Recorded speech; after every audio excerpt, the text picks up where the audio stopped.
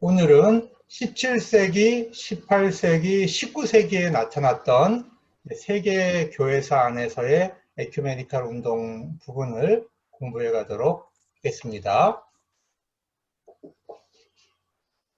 우리가 16세기 종교개혁이 일어나고 있던 시대에 유럽을 한번 살펴보면 16세기 말쯤 가면은 개신교회가 이제 정착되기 시작을 합니다. 프로테스탄트들의 교파들이 정착이 되는데 유럽 대륙에는 이제 루터 교회가 어느 정도 이제 형성돼 있었고, 그 다음에 이제 개혁 교회가 만들어져 있었고요. 그 다음에 이제 제세례파 교회들도 형성이 돼 있었습니다.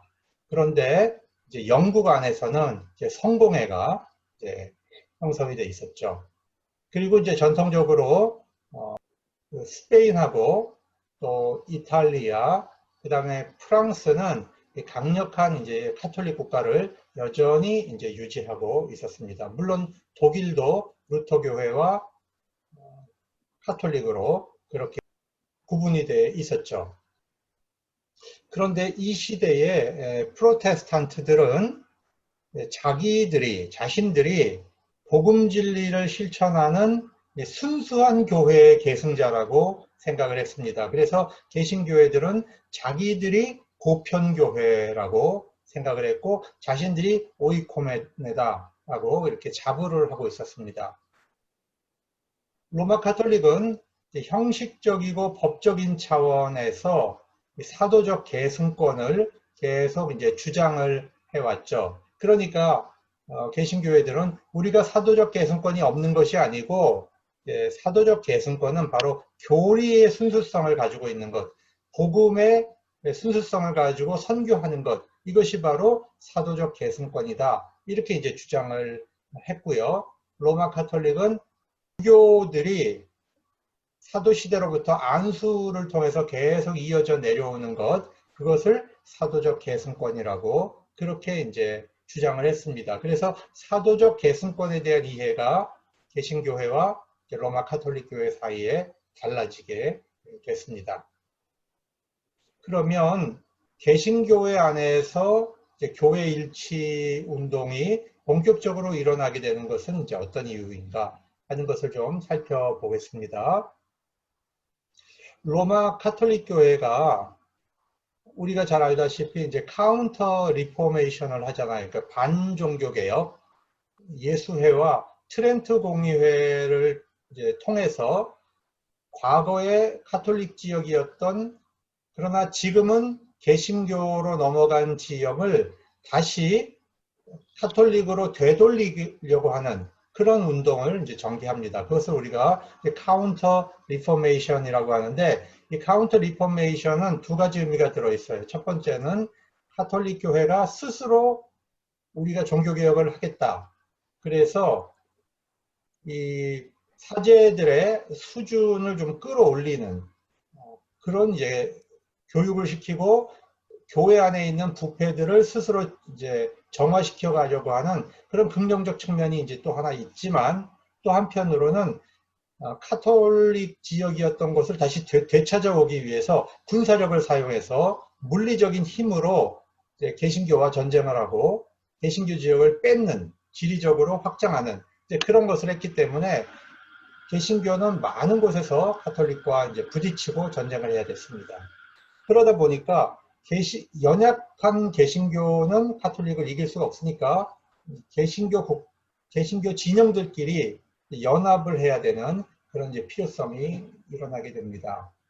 그래서 프랑스에 있는 개혁교회 위그노들이 우리 그러지 말고 개신교 전체 안에서 에큐메니칼 운동을 빨리 발전시켜서 우리가 하나의 진영으로 만들자. 그래야 카톨릭의 박해를 우리가 대처할 수 있을 거 아니냐. 이렇게 요청하게 됩니다. 그러니까 가장 카톨릭의 박해를 많이 받고 있는 지역일수록 개신교 진영 사이의 에큐메니칼 운동을 더 시급하게 요청하게 되는 것입니다.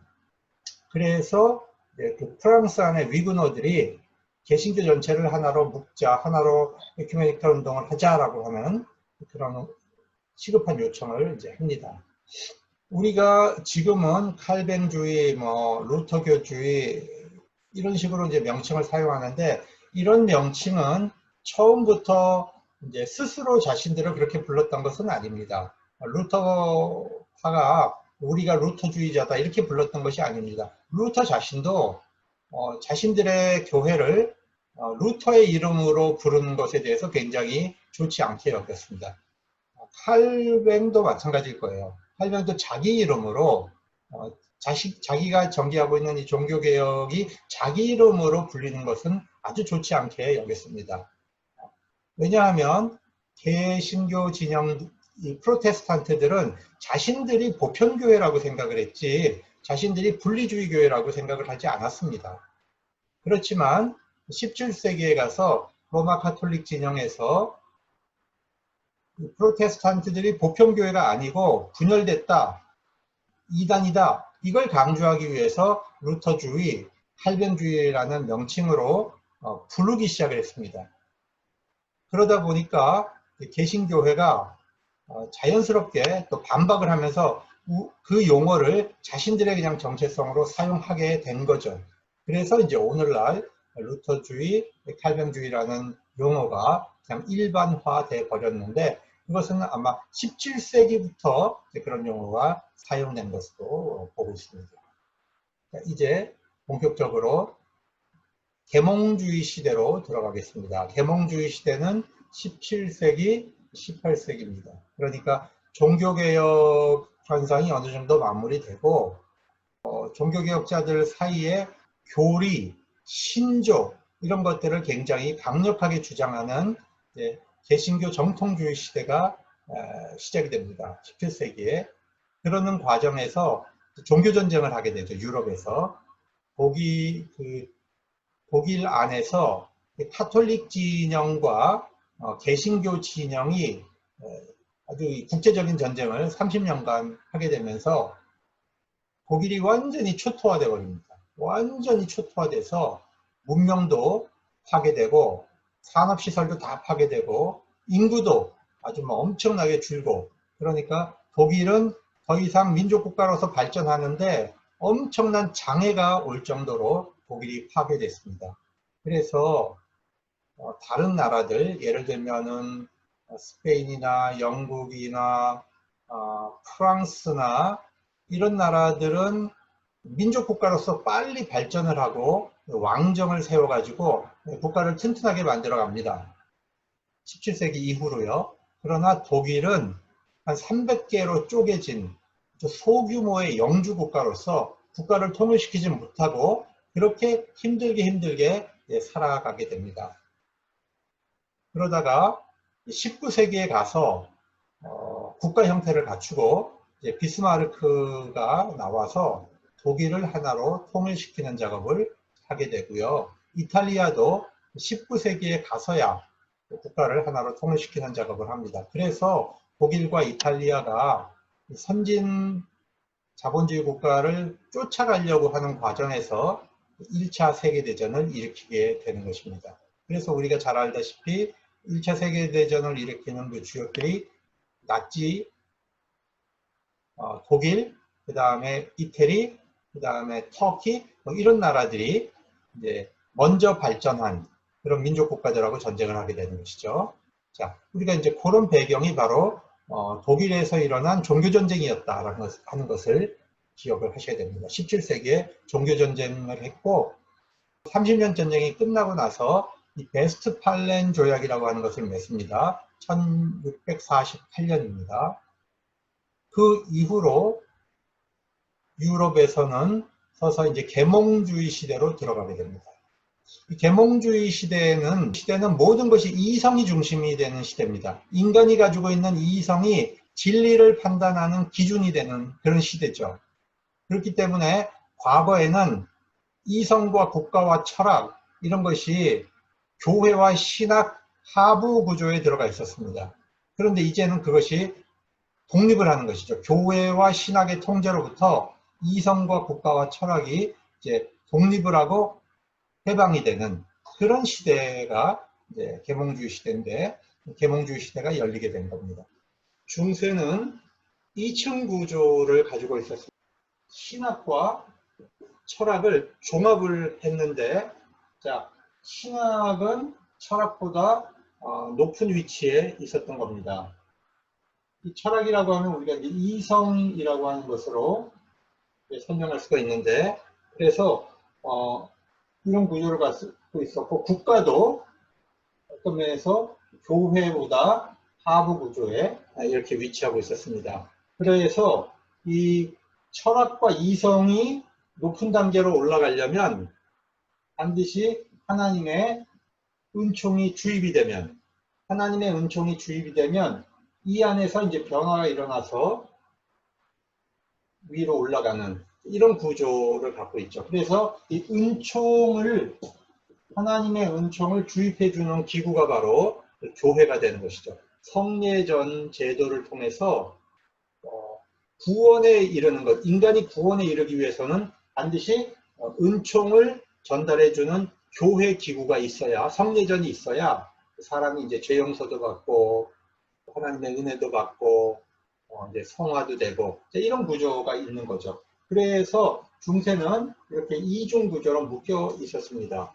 그러다가 이게 이제 균열이 일어나면서 국가와 철학과 이성이 신학과 교회의 통제로부터 벗어나게 되는 결정적인 이제 사건들이 종교전쟁이었고, 그 후에 계몽주의 시대가 열리게 되는데, 계몽주의 시대는 모든 것을 판단하는 기준이 인간의 이성으로 보는 것입니다.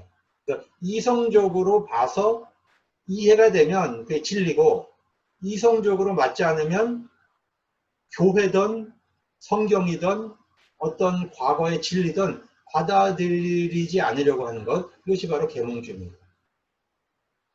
계몽주의 시대는 종교를 부정하지는 않았지만, 그러나 그것을 판단하는 이성을 가지고 있는 인간이 주체가 되는 것이고요. 주체라고 여기는 것이고, 이성을 가지고 있지 않은 모든 것들은 이제 객체, 대상으로 여기게 되는 것이죠.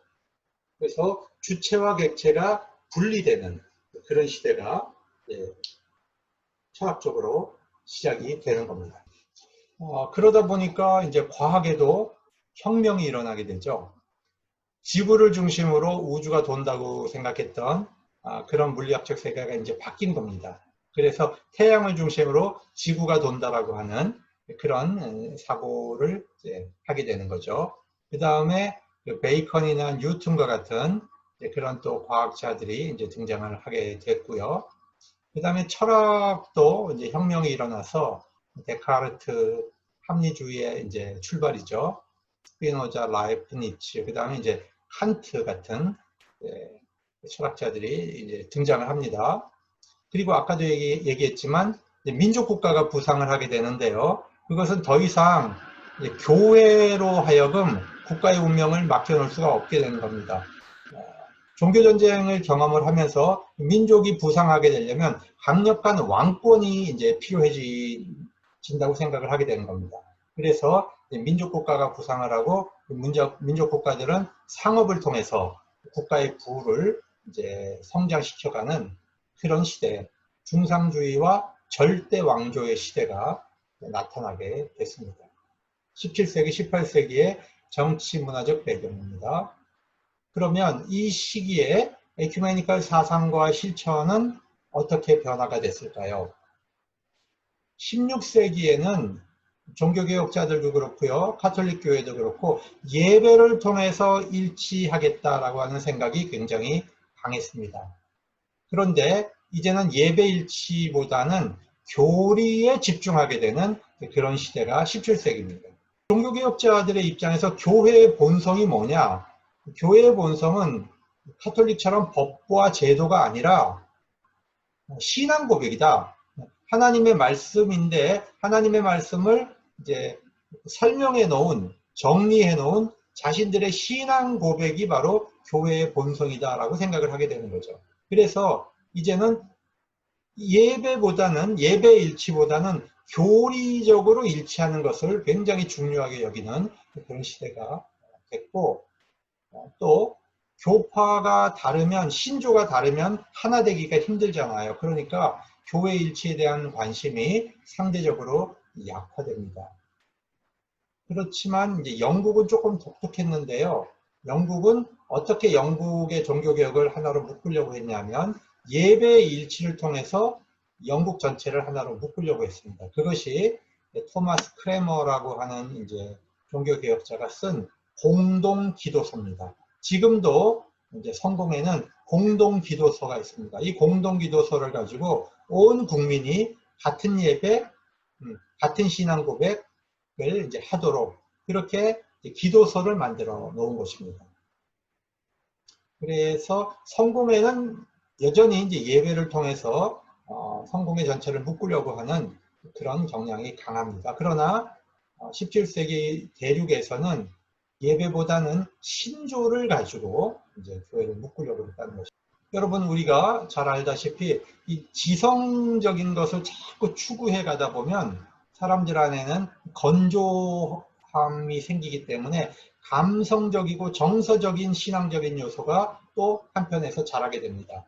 그러니까 이 교파와 신조를 강조하는 개신교 정통주의가 너무 강해지니까 거기에 대한 반대 현상으로 신비주의적인 현상들이, 영성운동들이 자라게 되는데 그것이 이제 나중에 경건주의로 또 발전하게 됩니다. 그래서 경건주의자들은 교리보다는 하나님과 나와의 만남, 중생을 체험하고 하나님과 나와의 1대1의 만남을 강조하는 그런 경건주의 운동이 일어나게. 그러면 이 18세기에 가서 에큐메니즘은 교리적 강조보다는 경건과 도덕적인 삶, 공동체적인 삶 속에서의 일치, 이런 것을 추구하는 운동이 일어났고요. 자, 그러면 17세기, 18세기에서 이제 에큐메니칼 운동에 공헌했던 그룹은 어떤 그룹이 있었느냐? 그게 기독교 인문주의자들의 그룹, 그 다음에 경건주의 그룹, 그 다음에 개혁교회 안에서 등장한 합리적 정통주의 그룹, 이 세 개의 그룹이 주로 17세기, 18세기의 교회 일치운동에 굉장히 기여를 하게 됩니다. 그러면 먼저 기독교 인문주의자들 중에서 두 사람만을 뽑아서 이 사람들의 신학사상이 무엇이었는지 한번 살펴보도록 하겠습니다. 이때 이 기독교 인문주의, 경건주의, 합리적 정통주의자들이 생각했던 신학 사고가 훗날 19세기를 거쳐서 20세기 에큐메니칼 운동에도 크게 영향을 주는 것입니다. 자, 기독교 인문주의자들은 무엇을 주장했는가? 교리의 공통 분모,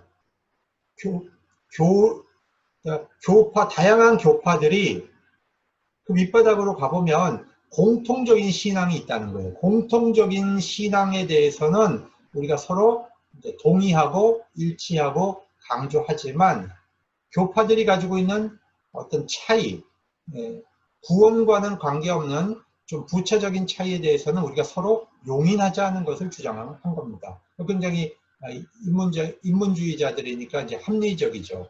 예를 들면 구원에 관계되는 핵심적인 진리, 기독교의 핵심적인 진리는 우리가 서로 동의하고 일치하지만 조금 다른 것에 대해서는 우리가 서로 양보하고 용인하자.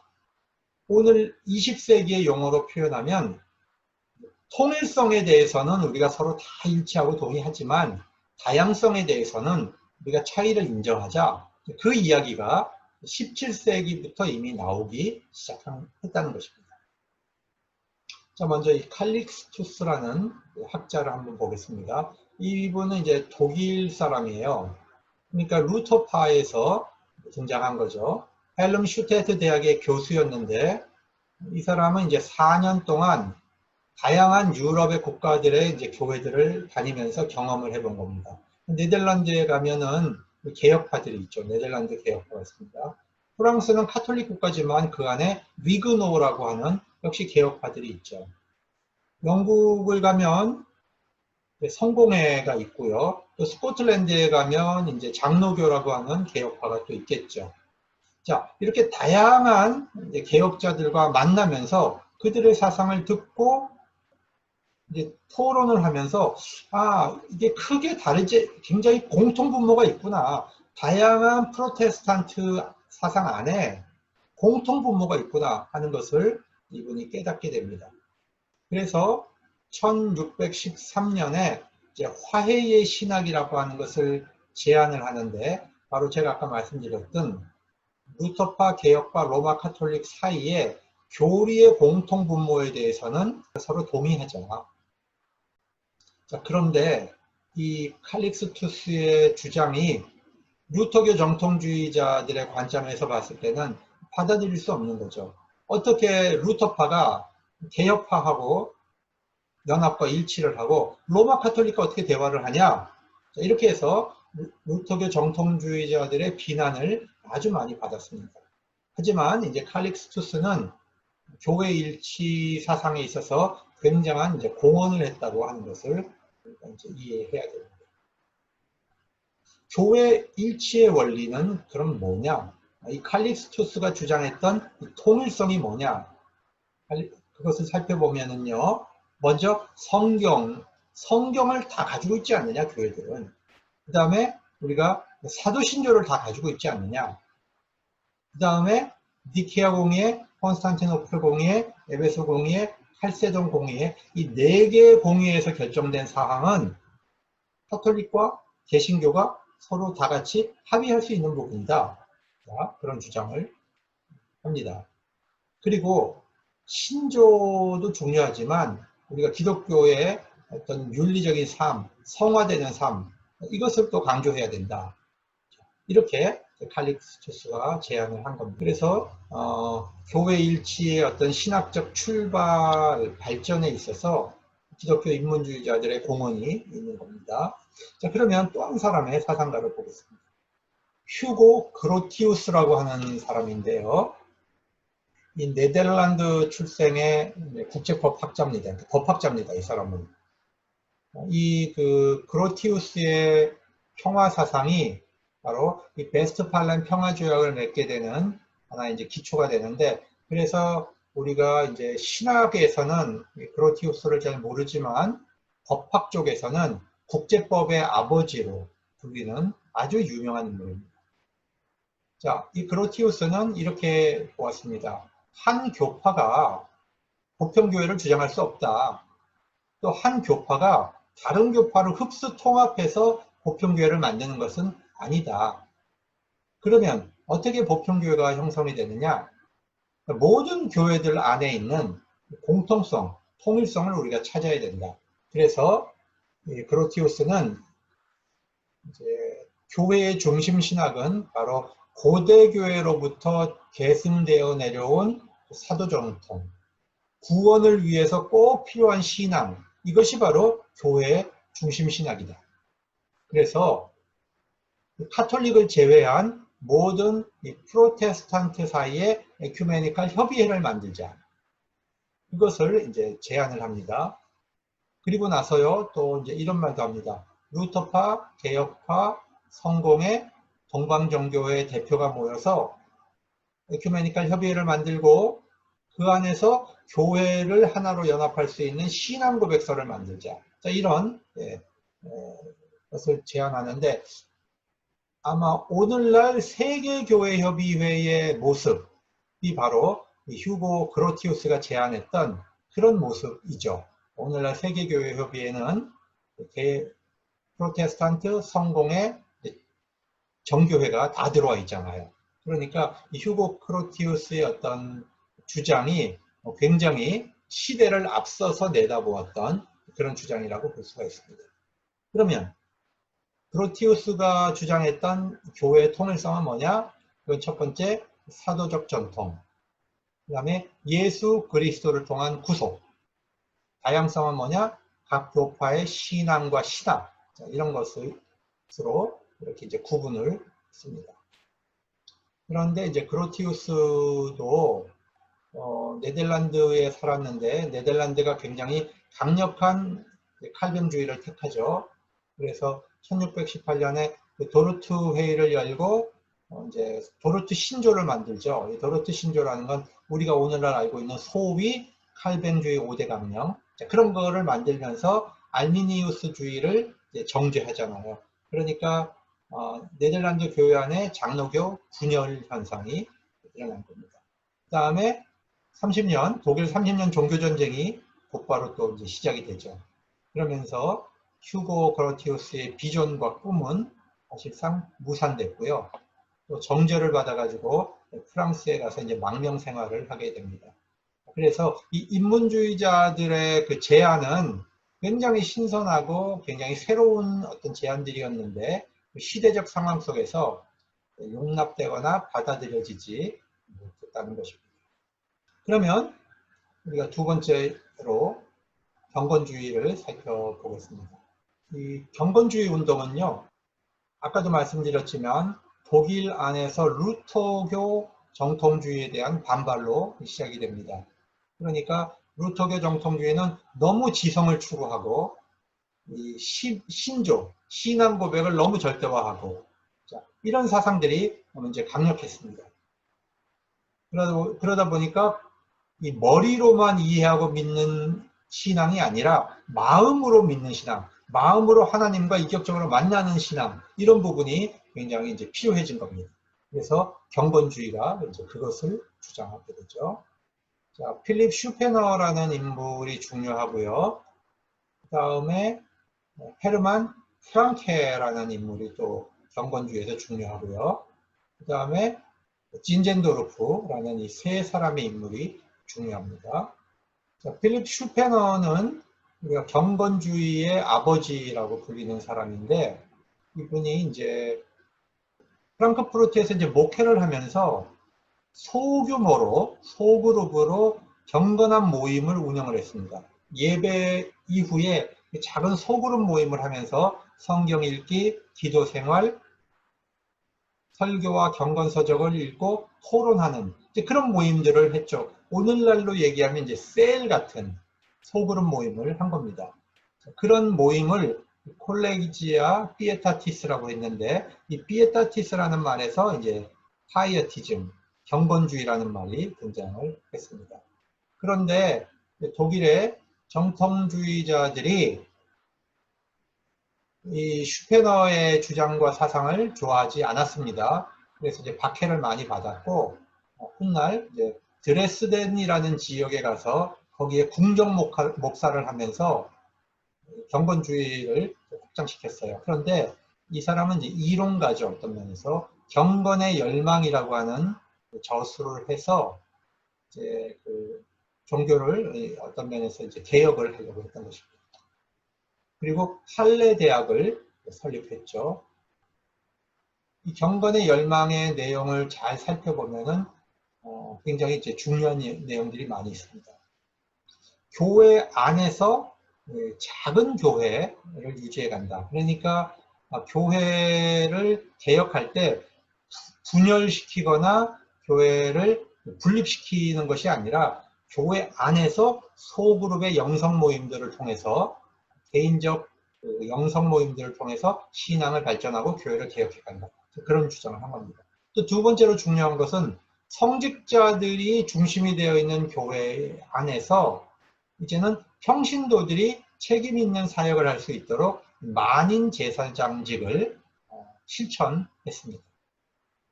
그 다음에 교리 논쟁, 교리보다는 실천적인 신앙생활, 사랑을 실천하는 것, 이런 것을 굉장히 중요하게 여겼고요.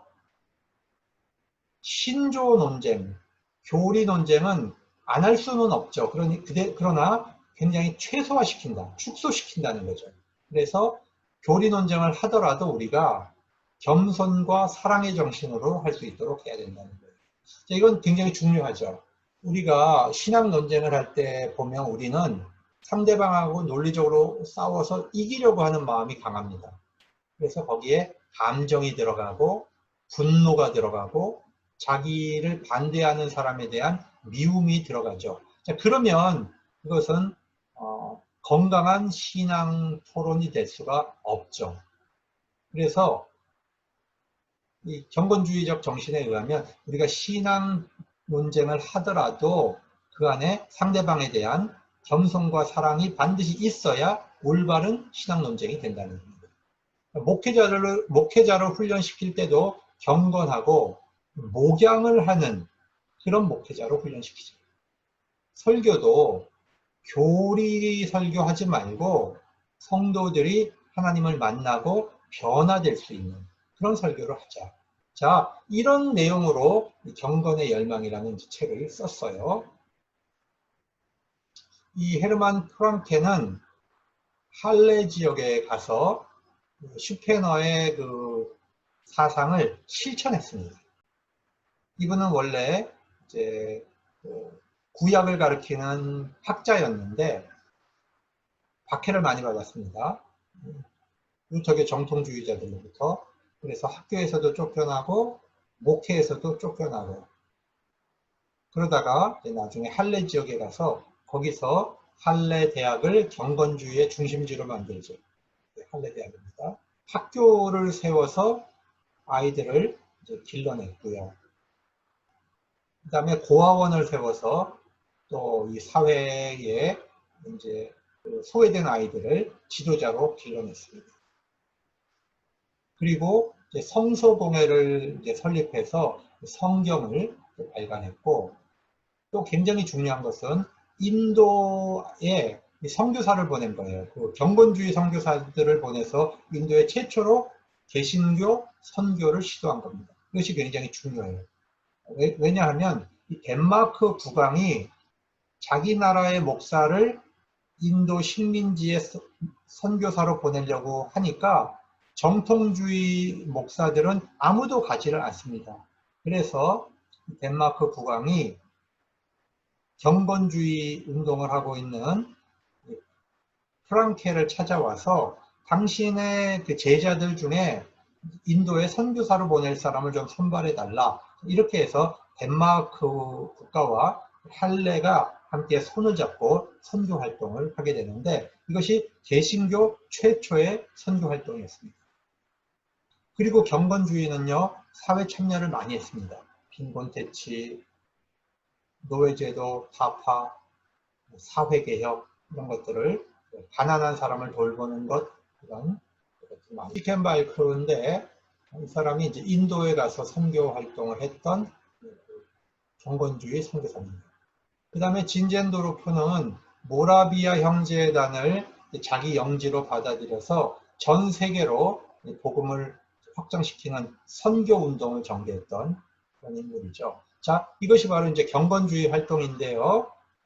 그래서 이 경건주의의 활동이 17세기, 18세기에 교회가 서로 대화하고 연합하고 에큐메니컬 운동을 하는 데 있어서 굉장히 많은 이제 영역을 개척하고 열었습니다. 경건주의자들은 하나님 앞에서 중생과 회심을 강조했기 때문에 교리보다는 회심을 강조했기 때문에 다른 교회가 가지고 있는 회심의 체험을 중요하게 여기게 되죠. 그러니까 교리적 차이보다는 회심하는 사람, 하나님 앞에 중생을 체험하는 것이 더 중요하기 때문에 교파가 달라도 서로를 형제로 여길 수 있는 그런 정신이 확대가 된 겁니다. 그 다음에 사회 개혁을 하면서 교파 간 갈등이 넘어서고 확대될 수 있는 것이죠. 그 다음에 만인 제사장직을 강조하다 보니까 이 평신도들의 활동이 또 많이 강조가 됩니다. 여러분, 성직자들만 중심으로 활동을 하게 되면 교파 분열이 훨씬 더 심해집니다. 그러나 평신도들은 그런 관심 별로 없습니다. 그러다 보니까 평신도 활동이 에큐메니컬 운동에 큰 지평을 열어놓는 겁니다. 또 한편으로는 선교하기 위해서는 협력해야 됩니다. 그래서 선교사들 사이에는 자연스럽게 에큐메니컬 운동이 일어나게 되는 것입니다. 자, 그래서 경건주의 운동의 여러 가지 활동들이 훗날 에큐메니컬 운동의 지평으로 확대되는 굉장히 중요한 부분을 경건주의가 개척을 했습니다. 17, 18세기에 에큐메니컬 운동에 공헌했던 세 개의 그룹이 있다고 그랬고요. 첫 번째가 이제 기독교 인문주의자들, 두 번째가 경건주의 그룹, 세 번째가 개혁교회 안에 이제 합리적 정통주의자들이라고 얘기를 했는데요. 세 번째를 일단 살펴보겠습니다. 가장 중요했던 사람이 스위스 삼총사라고 불리는 제네바의 튜레틴, 바젤의 웨렌펠스, 네샤텔의 오스터발트라는 사람들이에요. 이 사람들이 주장했던 이제 그 에큐메니컬 사상들을 길게 얘기하면 너무 복잡해서 그냥 압축을 시켜 보면 그렇습니다. 이분들은 이제 어떤 걸 주장했냐면 개혁파, 소위 그 칼벤주의, 정통주의를 뛰어넘어서 교파 간, 교파들 사이에 대화하고 교파들 사이에 신학적인 발전을 일으켜야 된다라고 이제 보았던 사람들이에요. 그러니까 이분들은 생각이 17세기, 18세기 사람들임에도 불구하고 굉장히 열려 있었던 사람들이죠. 그리고 교회 안에서만 대화를 하려고 한 게 아니고 교회 바깥에 지성사회의 사람들하고도 접촉을 하고 그 사람들하고도 이제 대화를 나누었습니다. 이분들이 강조한 것은 신앙적인 실천, 단순한 신앙적인 실천, 그 다음에 그 합리주의적 사고, 그 다음에 교파들 사이의 차이점에 대해서 서로 관용해야 된다라고 하는 그런 입장을 강조를 했습니다. 이제 스위스 삼총사들이 주장했던 교회 일치의 원리는 예수 그리스도에 대해 설명한 성경의 단순한 메시지, 자 여기로 돌아가자는 거죠. 그러니까 복잡하고 철학적이고 이런 아주 논쟁적인 그런 신학에 붙잡혀 있지 말고 예수 그리스도에 대해서 증언하는 성경의 단순한 메시지로 우리가 돌아가서 교회가 하나 되어야 된다. 두 번째는 우리 신학 안에는 평화가 필요하다. 차이점을 강조하고 상대방을 이제 패퇴시키고 내가 승리하려고 하는 그런 정신 말고 신학적 사고의 출발과 목적 안에는 하나님의 평화, 하나님의 주시는 평화를 이룩하려는 그런 것으로 우리가 교회가 만나야 된다. 그 다음에 공통점을 강조하고 상이점을 최소화한다. 이거는 이제 그 기독교 인문주의자들의 사상하고도 통하는 것이죠. 그래서 이분들은 이 세 가지를 무척 강조를 했는데 오늘날의 이 부분은 굉장히 중요한 요소로 또 작용을 하죠. 교회들 사이에 평화를 갈구해야 됩니다. 평화를 갈구하지 않으면 전쟁해야 되죠. 전쟁. 자, 정리해 보겠습니다. 17, 18세기에 에큐메니컬 운동에 영향을 줬던 이 세 그룹들을 다 종합을 하면 첫 번째, 기독교 신앙에서 근본적인 것에 대해서는 일치하자. 그리고 근본적이지 않은 것에 대해서는 양보하고 관용하자. 교리와 신학의 차이를 강조하지 말고 영적인 사랑, 거룩한 성품, 신앙으로 성취되는 도덕성 이런 것을 우리가 좀 더 강조하고 교회 일치의 근거로 삼자. 자, 이런 결론을 이제 찾아볼 수가 있습니다. 우리가 이제 19세기로 들어가면서 제일 먼저 다루어야 할 것이 우리가 이제 복음주의 운동입니다. 이 복음주의 운동이 왜 에큐메니칼에서 중요하냐? 이 복음주의 운동은 세계 선교 운동을 만들어냈습니다. 세계 선교 운동이 20세기 에큐메니칼 운동을 만들어냈죠. 그러니까 복음주의와 에큐메니칼은 따로 있는 것이 아니에요. 복음주의 안에서 에큐메니칼 운동이 사실은 시작이 됐다는 것입니다. 우리가 1730년대로 가보면요. 영국에서 그 유명한 웨슬리 형제, 조지 위트필드, 그리고 감리교 복음전도 운동이 영국에서는 태어나게 되고요.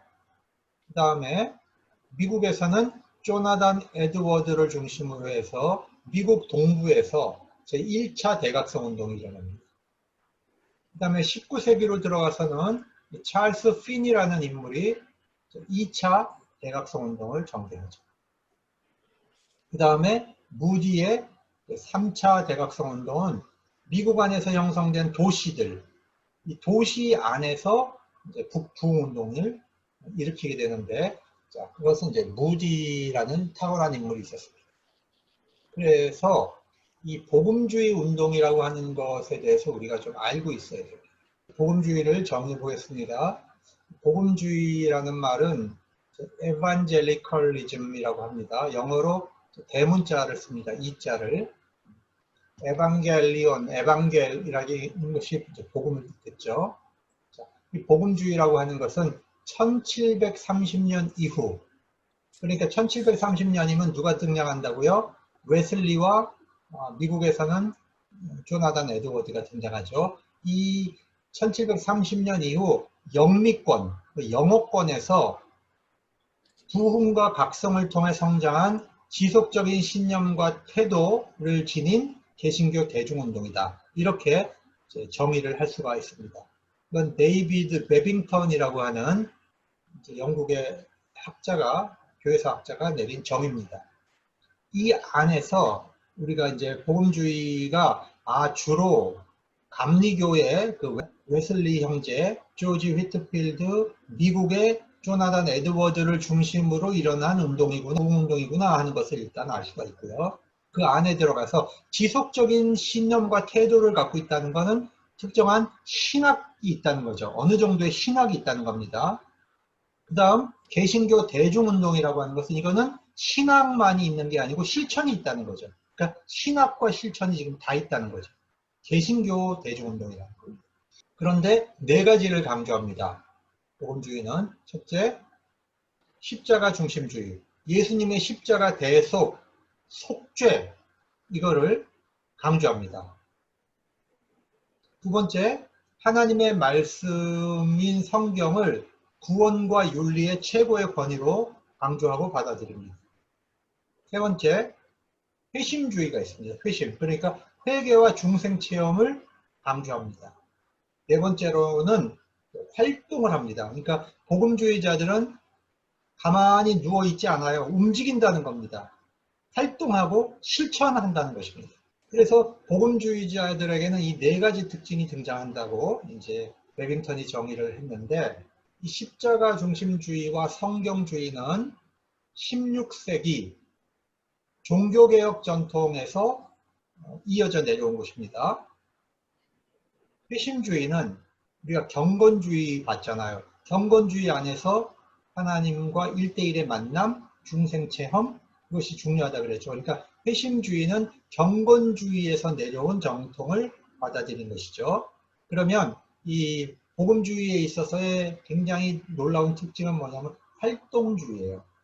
전도하고 선교하고 그것뿐만이 아니라 봉사하고 사회를 개혁하는 데 헌신합니다. 그래서 19세기 복음주의는 절대로 보수적인 신학이 아닙니다. 보수적인 운동이 아니고요. 19세기 복음주의는 굉장히 혁명적이고 진보적이고 개혁적인 그런 운동으로 등장을 했습니다. 그래서 복음주의자들은 엄청나게 사회를 변혁시켰습니다. 노예제도를 폐지했고요. 노동자들의 노동시간을 법적으로 규정을 하는데 헌신했고요.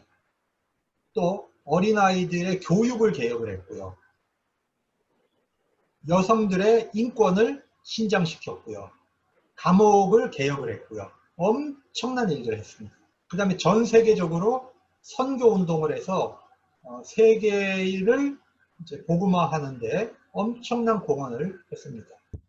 복음주의가 얼마나 다양하냐, 얼마나 방대하냐 하는 것을 얘기하려고 합니다. 네 가지 특징 중에서 일단 성경 중심주의라고 했고요. 두 번째, 십자가 중심주의라고 했고요. 세 번째, 회심을 강조한다고 했고요. 네 번째, 활동주의라고 그렇게 표현을 했습니다. 복음주의 운동의 특징을 베빙턴은 이렇게 정의했는데, 그러면 여러분들 머릿속에 그렇지, 뭐 다 동의가 될 거예요. 그런데 한번 생각을 해봅시다. 성경을 하나님의 말씀으로 우리 구원의 진리로 받아들이는 사람들 중에서 얼마나 다양하냐면, 극단적으로는 근본주의 입장부터 문자 축자 영감서를 받아들이는 아주 근본주의 입장부터 또 성서 비평항을 받아들이는 신정통주의까지 굉장히 다양한 스펙트럼이 이 성경 중심주의 안에 있는 겁니다. 그 다음에 십자가 속죄를 강조하는 사람이 있는데, 그렇다고 해도 그게 얼마나 다양하냐면 극단적 이중 예정론자들은 구원받은 사람만을 위해서, 택함받은 사람만을 위해서 예수님이 돌아가셨다라고 하는 사람부터, 아니다, 예수님은 만인을 위해 돌아가셨는데 믿고 안 믿고 그것이 바로 구원의 문제지, 예수님이 돌아가신 사실 자체는 만인을 위한 것이다. 자, 그런 입장을 갖고 있는 사람까지 굉장히 다양합니다.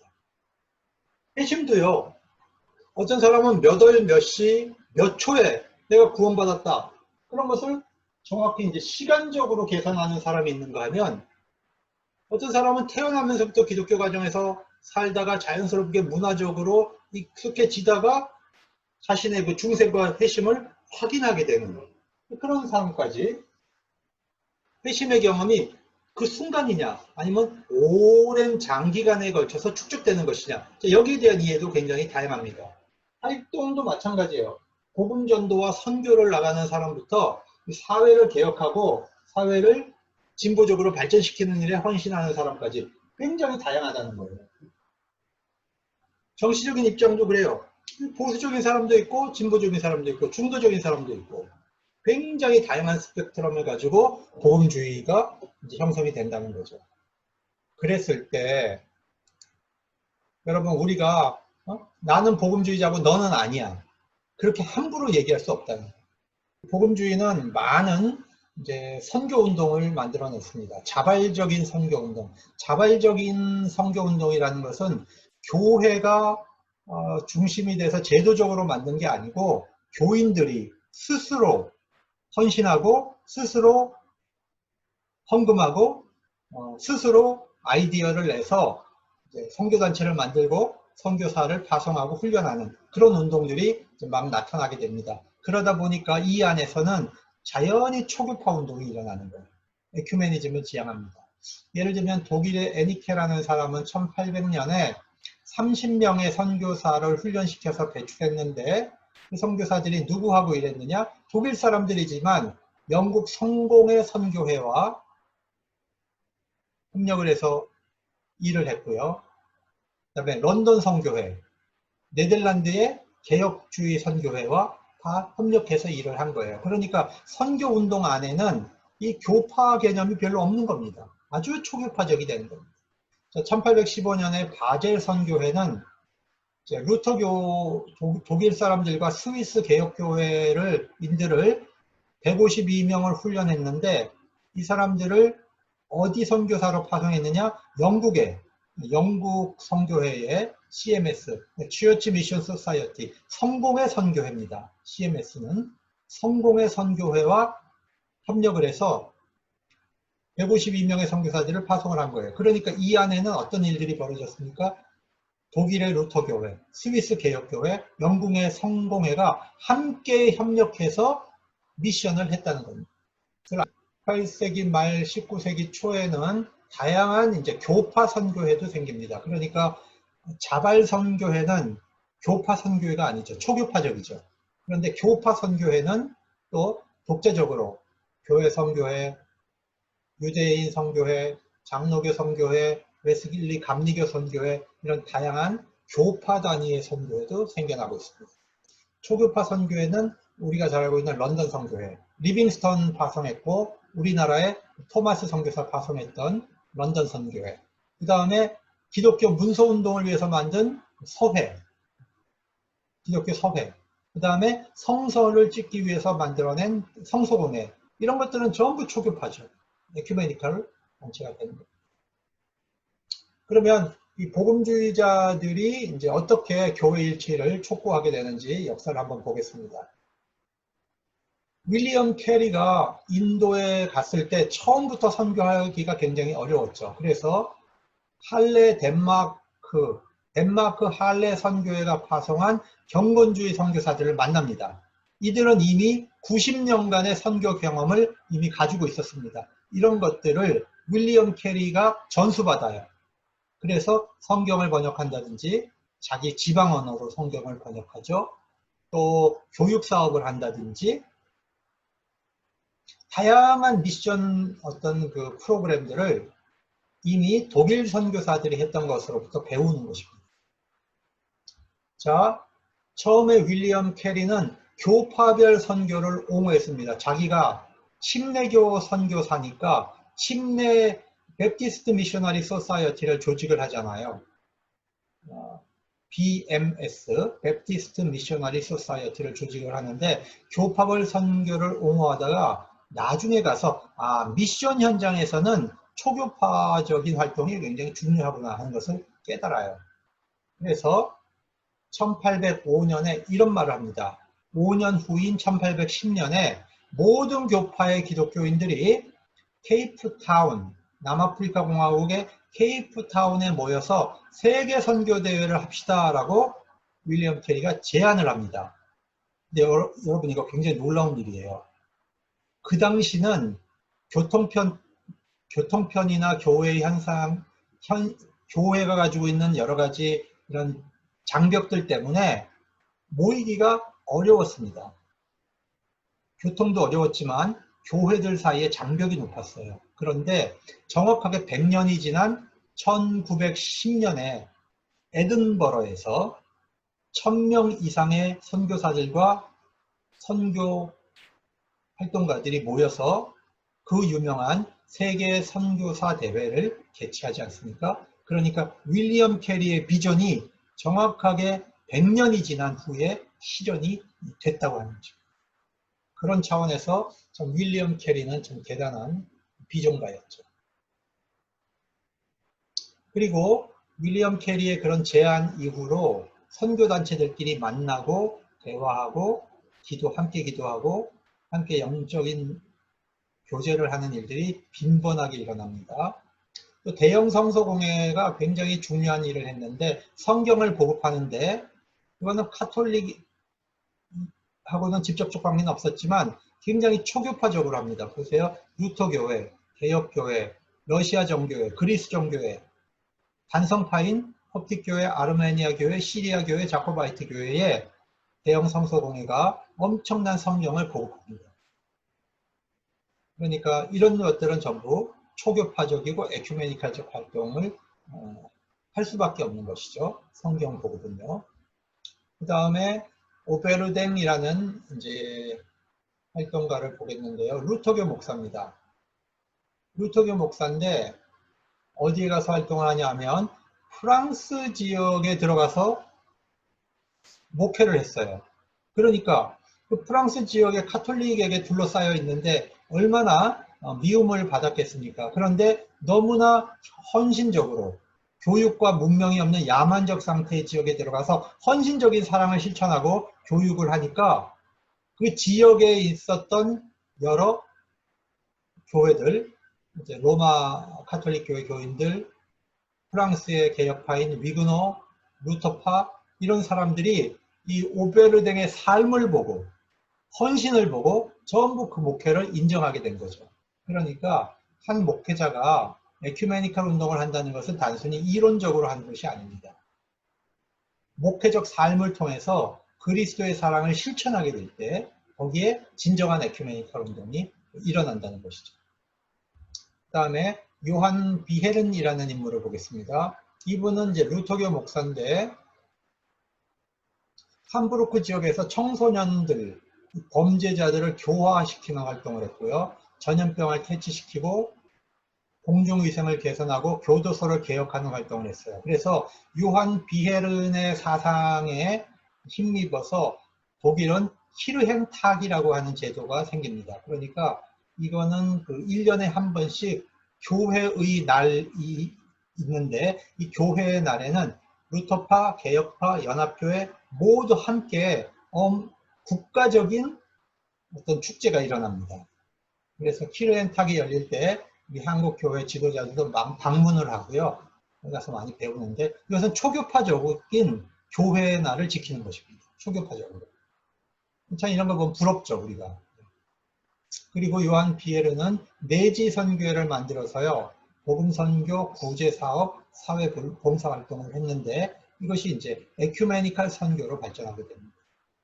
윌리엄 윌버포스라는 사람을 보겠습니다. 이 사람은 목사는 아니고요, 영국 성공의 복음주의자인데 이분은 영국의 국회의원이었습니다. 그런데 국회에서 노예 제도를 폐지하는 운동을 전개합니다.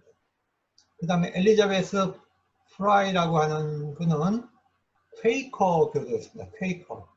그런데 죄수도 하나님의 형상을 가지고 있기 때문에 우리가 그 사람들을 함부로 하면 안 되고 그 사람들의 인권을 존중해야 된다. 그래서 교도소 개혁 운동을 전개해서 전 영국 차원으로, 유럽 차원으로 교도소를 개혁하고 죄수들의 인권을 돌보는 그런 운동을 전개했습니다. 그 다음에 이제 토마스 찰머스라고 하는 분이 있는데 이분은 이제 그 개혁교회 지도자예요. 영국 복음주의 기독교인들에게 모든 그 기독교인들이 모이는 그 필요성, 복음주의 연맹이 필요하다라고 하는 주장을 하게 됩니다. 그래서 1846년에 이 복음주의 연맹이 만들어지는데 이거는 52개 교파가 연맹에 참여를 했고 800여 명이 참여를 했어요. 그래서 19세기의 유일한 에큐메니칼 조직체, 그러니까 복음주의적 각성운동을 통해서 일어난 유일한 에큐메니칼 조직체로 복음주의 연맹이 19세기에 이미 만들어지는 것입니다. 그런데 이 복음주의 연맹은 굉장한 공헌이 있었지만 또 몇 가지 약점이 있었는데 그걸 살펴볼게요.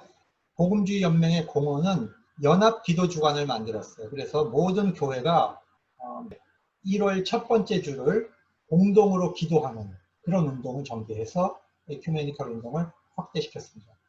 기독교 연합 잡지를 발간해서 기독교 교육 발전에 기여를 합니다.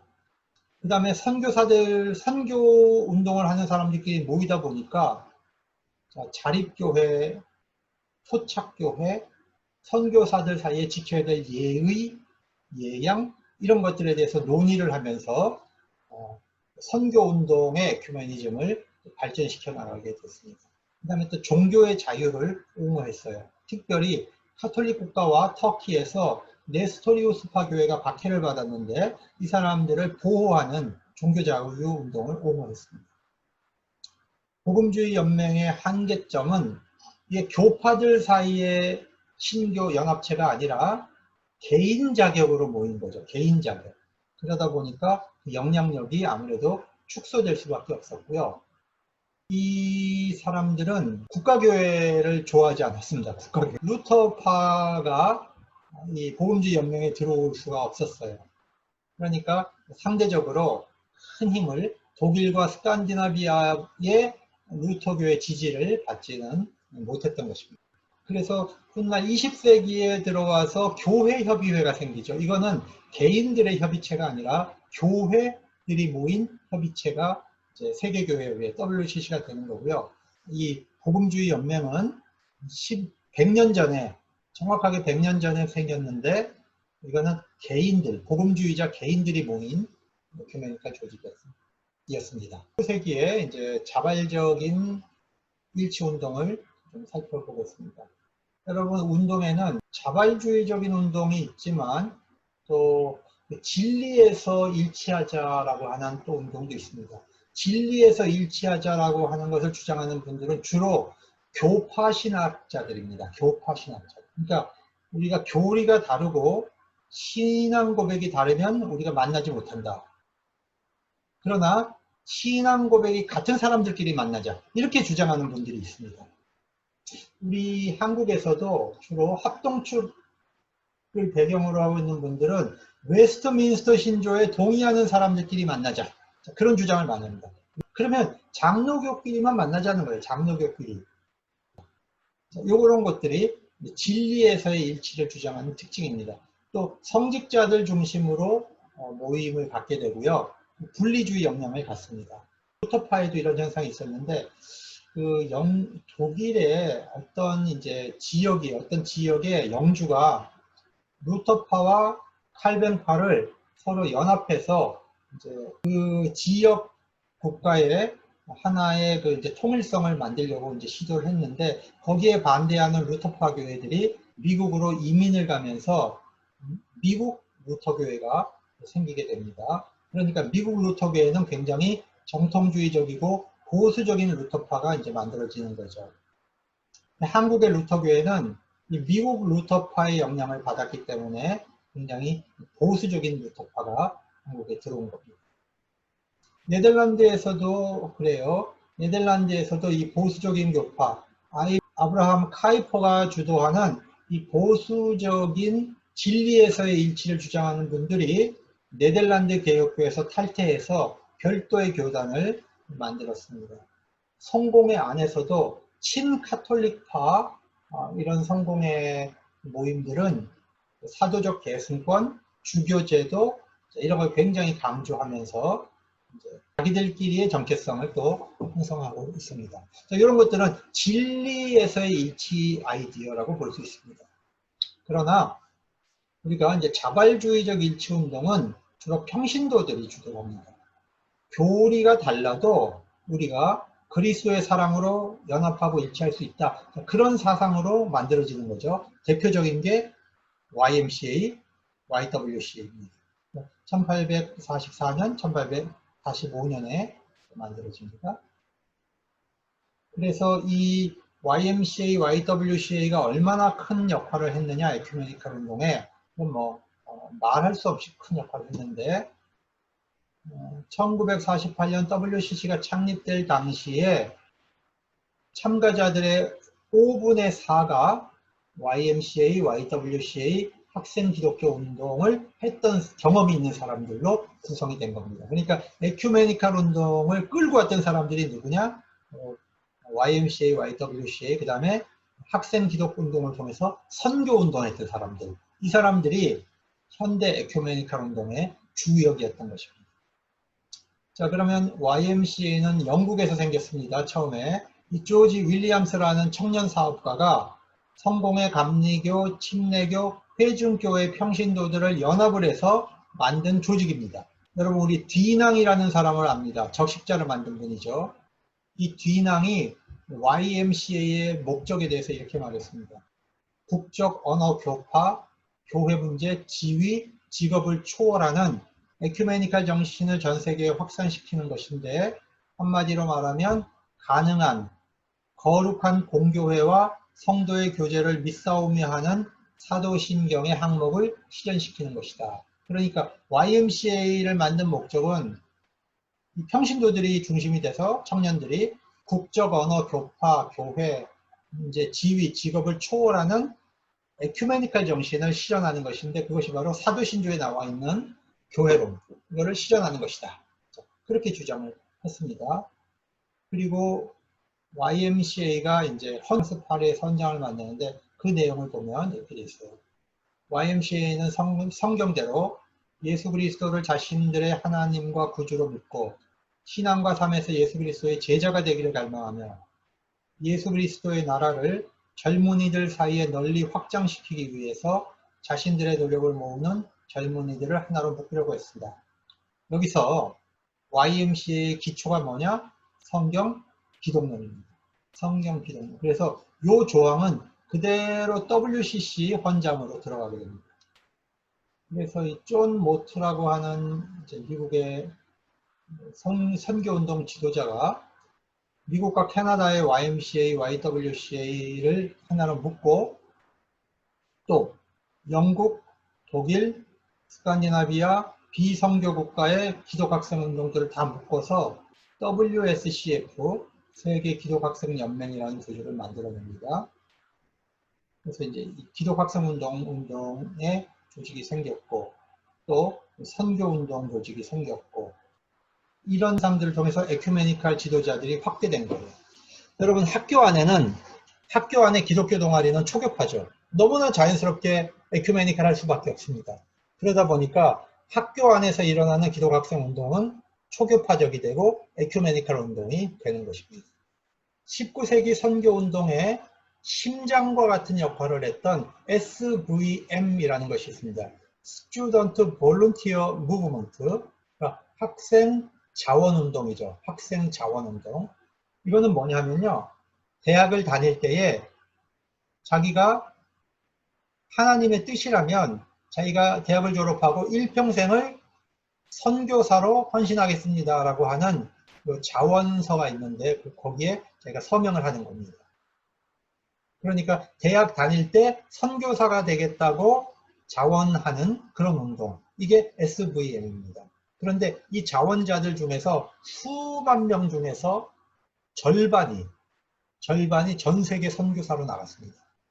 그 중에 또 많은 수가 기업가가 되고 교수가 되고 사회 지도자가 돼서 세계 선교운동을 지원하는 평신도 후원자들이 됐습니다.